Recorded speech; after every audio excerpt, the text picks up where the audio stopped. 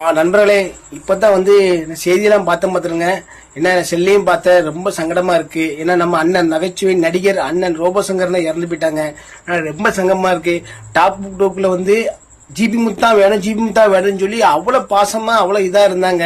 ஏன்னா டாப் டூப்பை பார்த்து மற்றவங்களாம் சிரிச்சாங்க. ஆனா எங்களை செட்டில் எங்களை நல்லா ஜாலியா சிரிக்க வச்சது ரோபோசங்கர்ன. ஏன்னா அவரு எலிமினேஷன் போச்சுல இது வரைக்கும் ஆச்சு. எலிமினேஷன் போச்சுல எல்லாருமே நாங்க வருத்தம் தான் போடுவோம். ஆனா ரோபோசங்கர்ன எலிமினேஷன் போச்சுல மட்டும் எல்லாத்தையுமே சிரிக்க வச்சுட்டு இதுங்க அடுத்த நான் வயல்காடுல வருவேன்னு சொல்லி அண்ணன் ரொம்ப எல்லாத்தையுமே சந்தோஷப்படுத்திட்டு போனாங்க.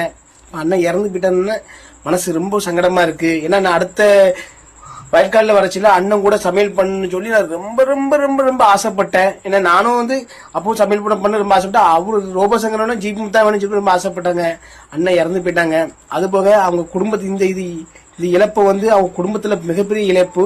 ஏன்னா அந்த அக்கா அவங்க அண்ணன் கூடயே தான் வருவாங்க வாங்குவாங்க. அவங்க ஆத்மா சாந்தி அடைய எல்லாருமே நம்ம சாமி கும்பிடுவோம். அதுல அண்ணன் இறந்தது ரொம்ப சங்கடமா இருக்கு.